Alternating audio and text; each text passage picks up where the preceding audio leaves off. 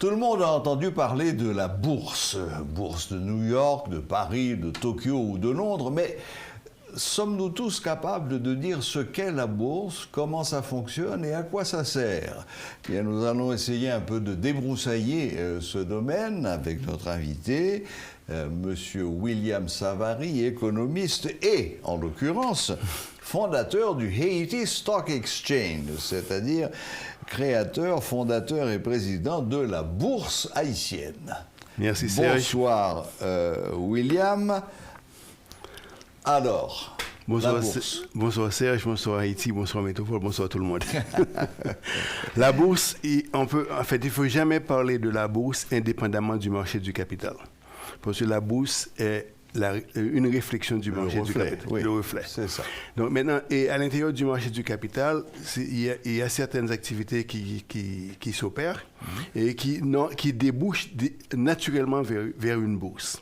En l'occurrence, si par exemple quelqu'un veut créer, par exemple, Serge Société Anonyme, et Serge Société Anonyme décide de vendre des parts de sa société au grand public. Qu'on appelle des actions.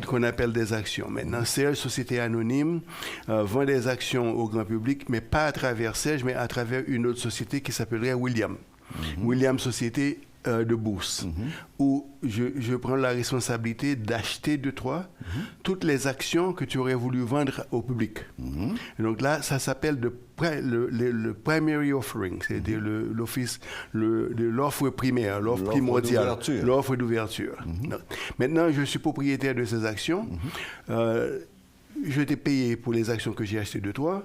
Maintenant, tu as les fonds et tu as la responsabilité, d'une part, de bien investir ces fonds, de bien les gérer, de faire croître l'entreprise Serge Société Anonyme.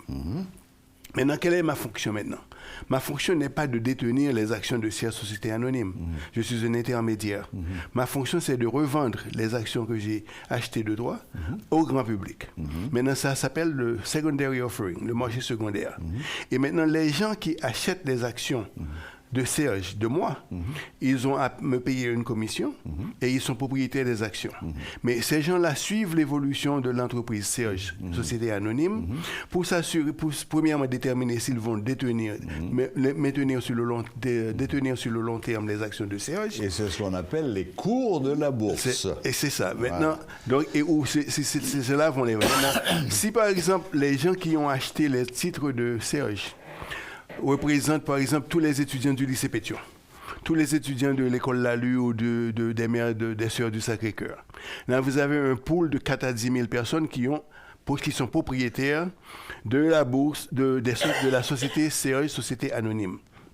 Maintenant, entre ces gens, indépendamment de l'État, indépendamment de toute institution financière, ces gens-là peuvent décider entre eux-mêmes de négocier les titres.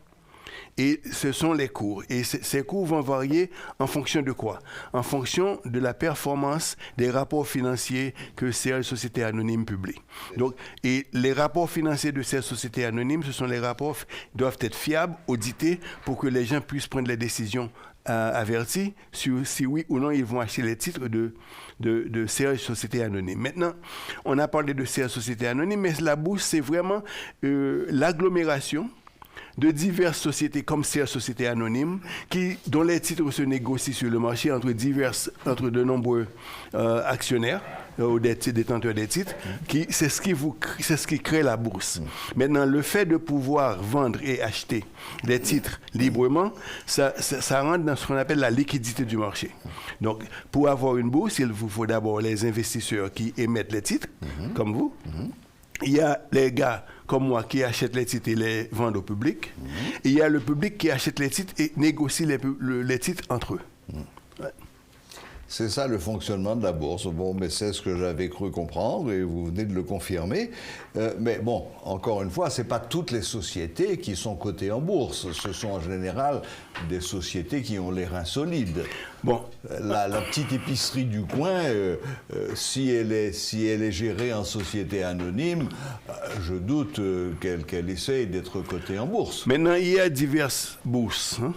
Il y a par exemple le New York Stock Exchange. C'est un marché boursier où les titres qui peuvent être négociés au New York Stock Exchange, il y a des barèmes, une hiérarchie de qualification.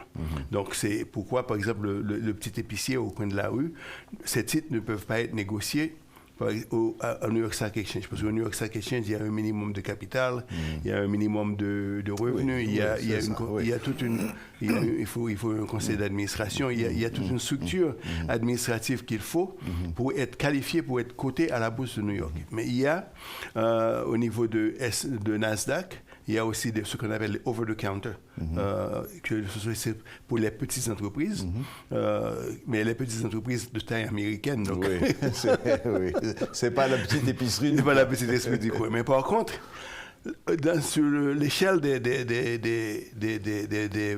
marchés, il y a ce qu'on appelle le pink sheet. Le pink sheet, c'est aux États-Unis. Alors, il faut dire que je parle surtout du marché américain parce que j'ai travaillé là-dessus pendant 40 ans. Et aux États-Unis, j'étais propriétaire d'une banque d'investissement, donc je maîtrise le sujet. Je maîtrise le sujet. Maintenant, il y a le pink sheet, c'est pour vraiment pour l'épicier du coin, qui peut aller proposer ces titres, parce que ce sont des titres spéculatifs, parce que c'est le over-the-counter ou le pink sheet ou le bulletin board, ce sont des titres ce sont les entrepreneurs qui sont à la recherche de capitaux à risque, qui offrent leurs titres dans ces sociétés, et ils ne sont pas nécessairement grands. Et non plus, les revenus peuvent ne pas être au rendez-vous. Mais ce sont les plans d'affaires, les objectifs, les visions de l'entreprise, ce que l'entreprise projette et ce que l'entreprise peut livrer aux investisseurs qui déterminent si oui ou non il y aura une demande pour leur titre. C'est ça. Oui, d'ailleurs, oui, j'imagine que le premier intérêt d'être coté en bourse, c'est finalement d'accroître son capital et de permettre à son industrie de s'épanouir, de réinvestir, de s'agrandir.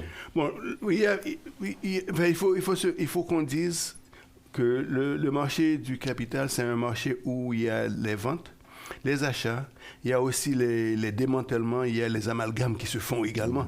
Et tout ceci rentre dans le cadre de la croissance ou la hausse des prix des titres qui sont négociés. Et maintenant, en dehors de tout ça, il y a la performance de l'entreprise qui est le moteur principal qui pourrait causer qu'un titre connaisse une hausse de ses prix ou pas. Et la hausse des prix vous donne ce qu'on appelle la capitalisation de l'entreprise.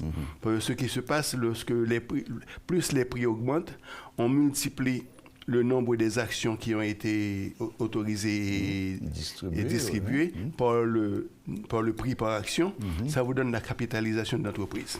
Logique. Ouais, absolument. donc, maintenant, un petit exemple rapide. Si demain matin, j'achète une action de General Motors, est-ce que ça me donne le droit d'assister à l'Assemblée générale annuelle de General Motors? Absolument. Avec une action? Absolument. Et d'avoir le droit d'ouvrir ma bouche et de dire en français? Absolument. Bon, et aussi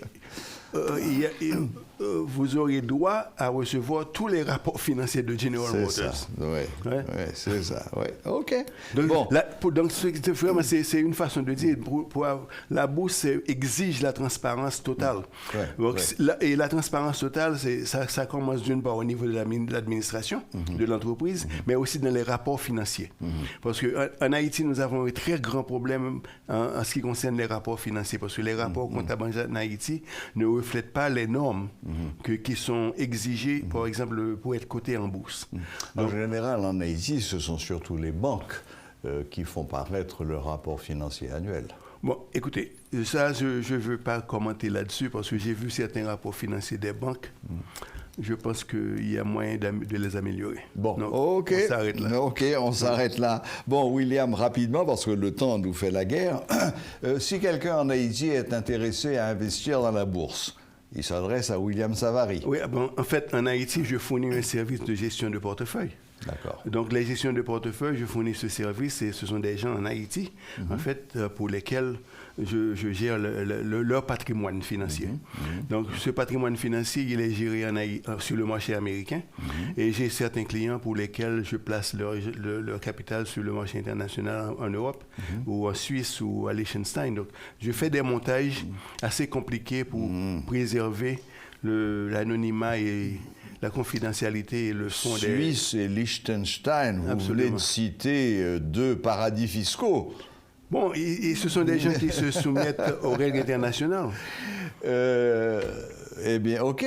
Si quelqu'un veut vous trouver, il y a un site... Bon, il y a TheHaitianStockExchange.com. Haitian Stock Exchange, en un mot et tout en minuscule. En un seul mot. HaitianStockExchange.com. HAITIANSTOCKEXCHANGE.com.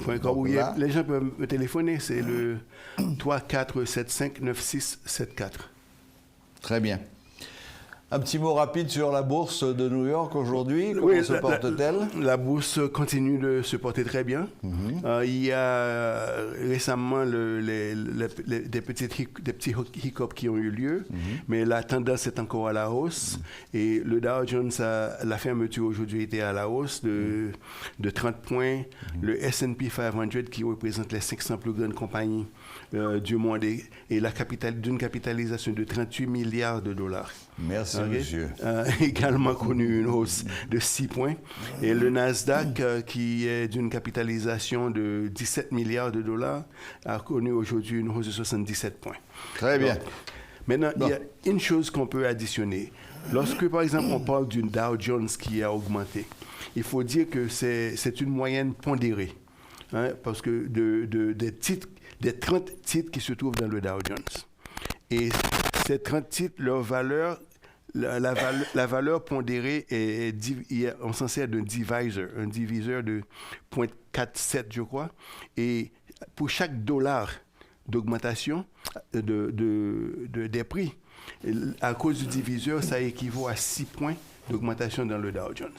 Donc ça, c'est quelque chose qu'il faut... Oui, pour qu'on comprenne ce que ça veut dire, que le Dow Jones a gagné 81 points. Ouais, voilà. c'est ça.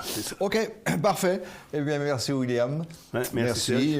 Voilà, maintenant, si vous êtes intéressé à la bourse, si aujourd'hui vous comprenez un peu mieux comment ça marche, vous avez quelqu'un qui peut vous éclairer, qui peut même vous aider dans ce domaine.